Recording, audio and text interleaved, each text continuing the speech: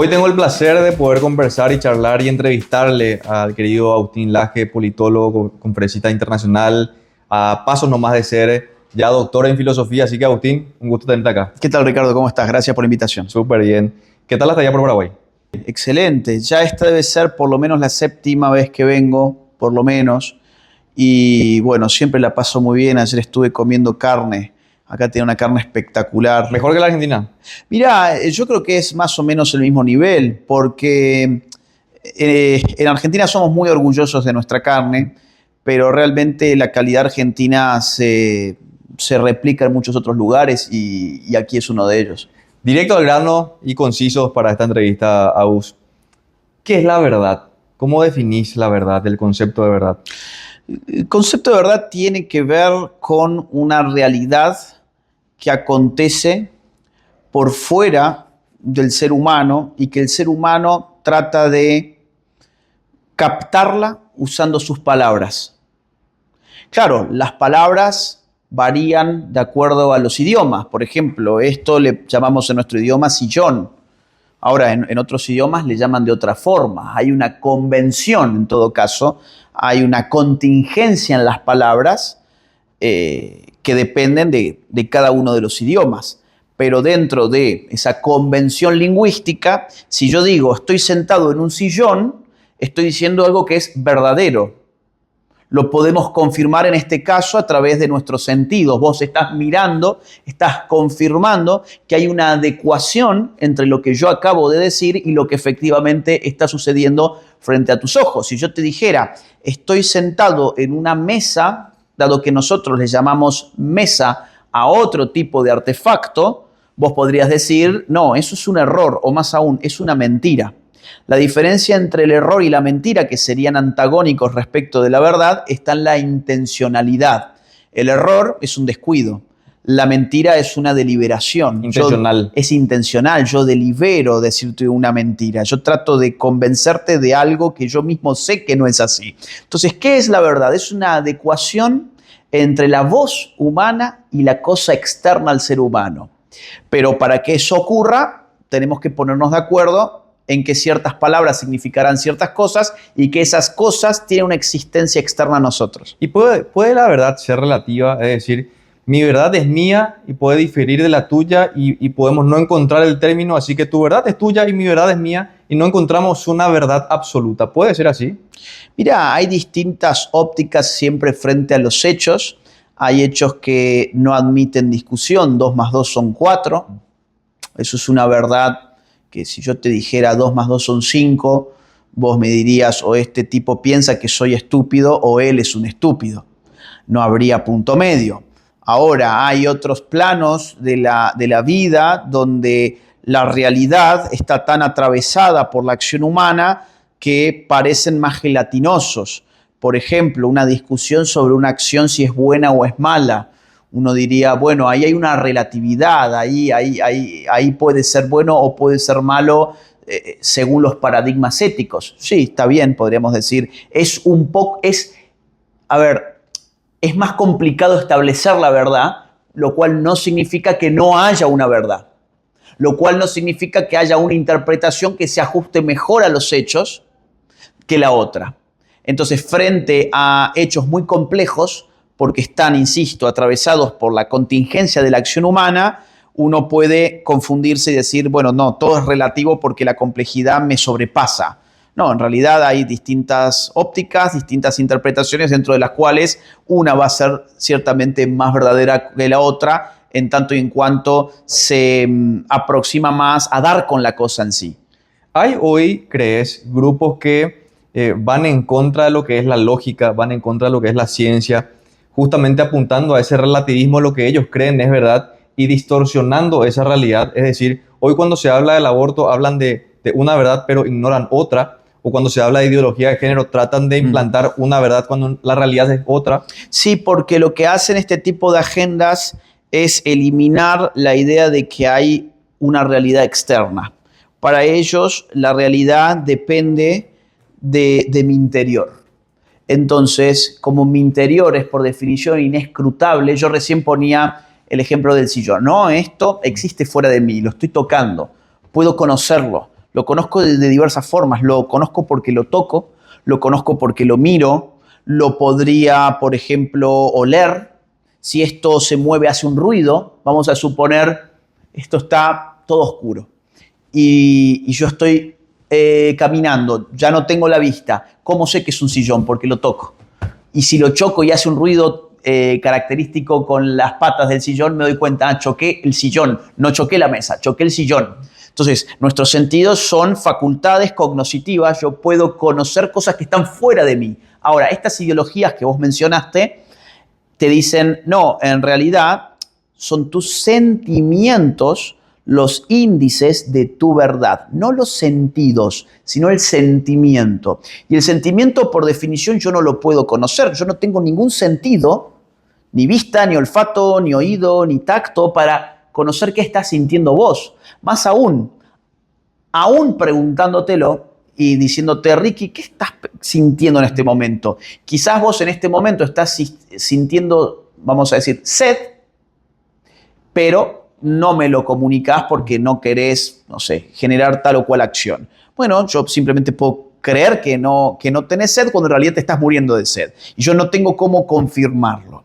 Claro, vamos a pasar a estos ejemplos que son muy básicos, pero es para que se entienda la dinámica. Vamos a pasar a las ideologías. Cuando a vos te dicen, si vos te sentís una mujer, sos una mujer, pues yo realmente no tengo cómo constatar, en primer lugar, de que tu sentimiento sea verdadero en el sentido de que realmente existe en vos.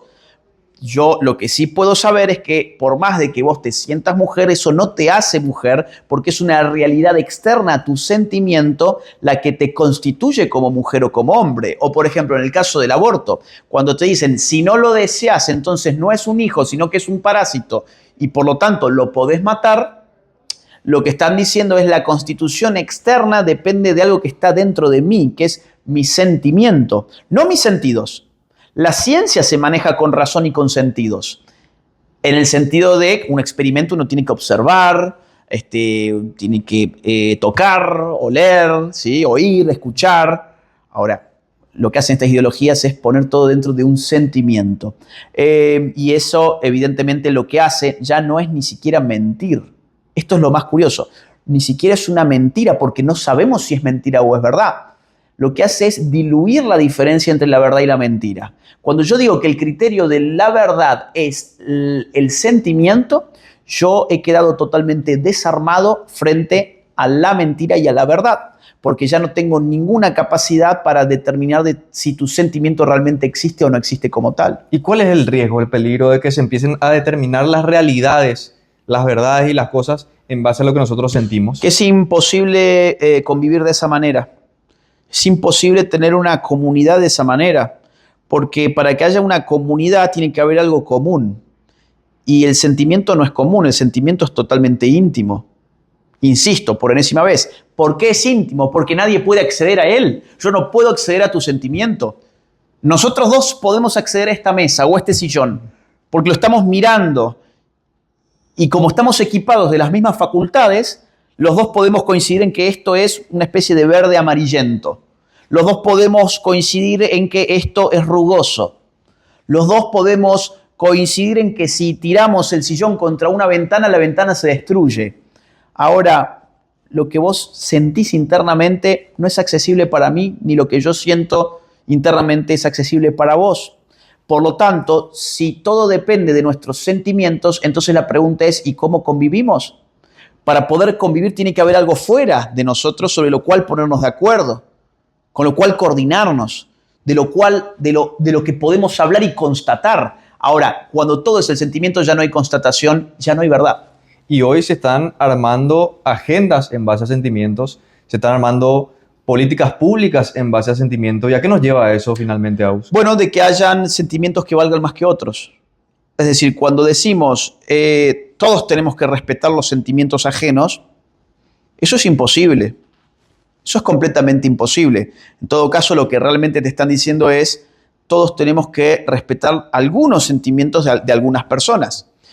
Te lo voy a poner con ejemplos. Hoy, si un hombre te dice que es una mujer, todos estamos obligados en muchos países, como el mío todavía, lamentablemente, a convalidar esa ficción. Estamos obligados a mentir. Estamos obligados a creer que la verdad no existe y por lo tanto esa persona con su sentimiento determina su identidad. Frente a esos sentimientos yo tengo que arrodillarme. ¿Por qué? Porque tengo un estado atrás que es el que me dice arrodillate frente a esos sentimientos.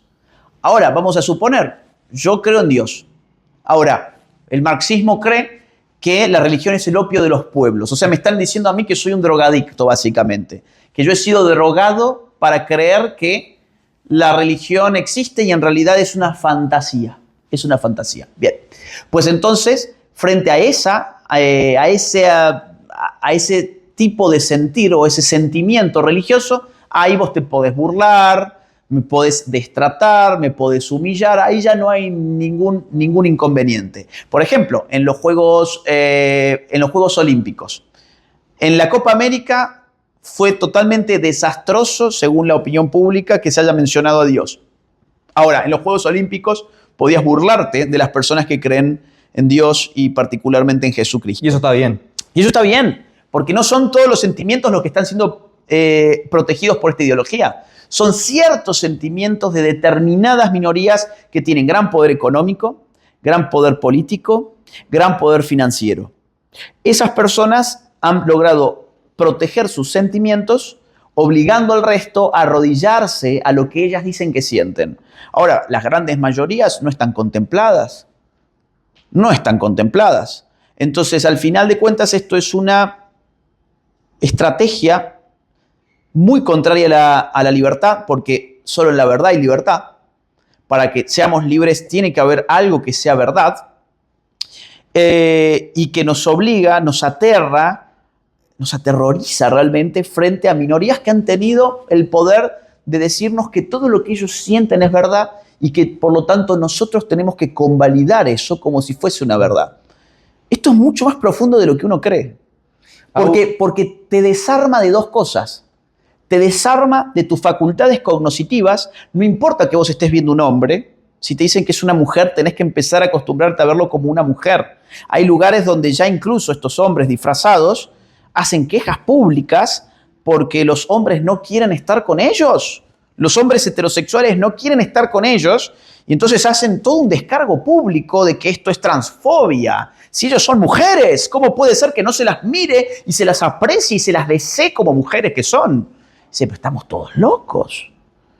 Entonces, destruyen tus capacidades cognitivas. No importa lo que estás mirando, no importa lo que estás tocando, no importa lo que estás... No importa lo que con tus sentidos estás descubriendo como verdadero. No importa tu razón. Si en la concepción ya hay vida humana y la razón ha mostrado de distintas maneras que eso es así, por ejemplo, un argumento racional es, si se está desarrollando como un ser humano es porque es ser humano desde el primer momento. Caso contrario, no se desarrollaría como ser humano, sino como otra cosa, dado que no hay una entidad que sencillamente no pertenezca a ninguna especie. Desde el primer momento se pertenece a una especie porque está equipado esa entidad con los atributos de esa especie. Entonces, ese argumento racional, pues tampoco lo puedes usar más. Tenés que olvidar tu razón, tenés que olvidar tus sentidos para convalidar el sentimiento ajeno. Esto es tremendo y, insisto, tiene consecuencias mucho más formidables de lo que uno por ahora puede constatar. Dos cosas, Agus, para terminar, porque se nos fue el tiempo. La primera, ¿qué tan importantes son para la construcción de esa defensa de la vida, de la fe, de los principios básicos, de la razón, las organizaciones, como nosotros las llamamos pro vida, que se levantan en un momento en el que hay una confrontación constante y hasta desacreditan lo que se defiende y lo que se cree? Bueno, yo creo que son fundamentales y es fundamental que la organización pro vida no solo se dedique a formarse en temas de aborto. Una organización pro vida hoy, en el siglo XXI, en el año 2024, tiene que tener formación política. ¿Por qué? Por un motivo muy sencillo, y es que las políticas antivida son eso, son políticas. El gran problema con las organizaciones pro vida es que tienen gente muy buena, con muy buenas intenciones, que además le da una dedicación entera a la causa, pero cuando ya se ingresa en la discusión política ya no sabe qué hacer. Piensa que no es su campo, cuando ese es su campo. Para que haya una ley de aborto, tiene que haber políticos impulsando una ley de aborto. Tiene que haber políticos que aprueban esa ley de aborto.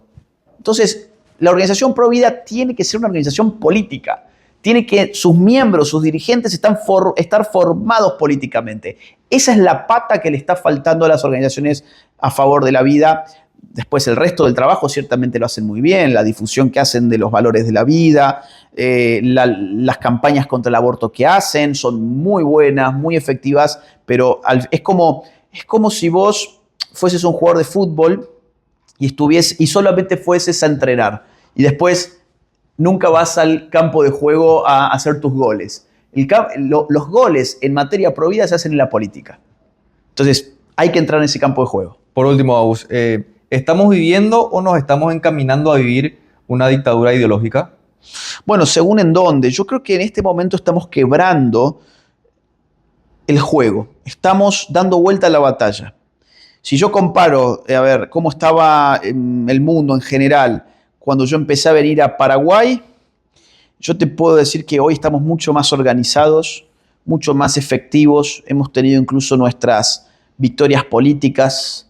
En Argentina, por ejemplo, ha sido muy importante lo de Milei. Y además marca un camino, marca que ese es el camino.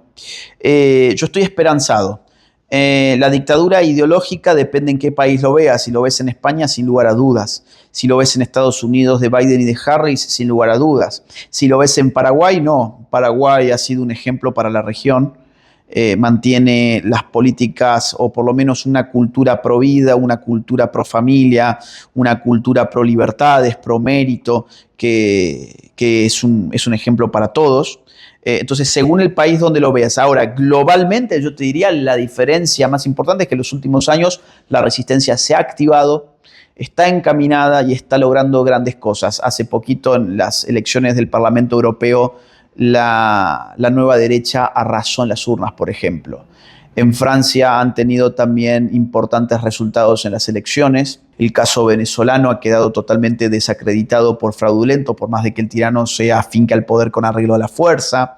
En el caso peruano, el maoísta ya cayó, su popularidad era la más baja del continente. En el caso argentino, los kirchneristas están totalmente desacreditados. En el caso chileno, Boric está muy desacreditado también, la popularidad por el piso. En el caso colombiano, Petro también tiene la popularidad muy a la baja. Si te fijas, en general las cosas pintan mejorando, de a poco pero mejorando. Una excepción es Uruguay. Lamentablemente, la izquierda es muy probable que vuelva a Uruguay muy pronto. El otro caso es el de Ecuador. Se bloqueó a la candidata de Rafael Correa en las últimas elecciones. Ahora tenemos que prepararnos para las próximas elecciones, pero Correa va a tratar de volver. No ha podido en todas las últimas elecciones. Veremos qué pasa en esta. Según donde lo veas, pero en general la tendencia yo creo que es buena. Agus, gracias por recibirnos y bueno, te esperamos próximamente en Paraguay de vuelta. No, muchas gracias a vos, Ricky.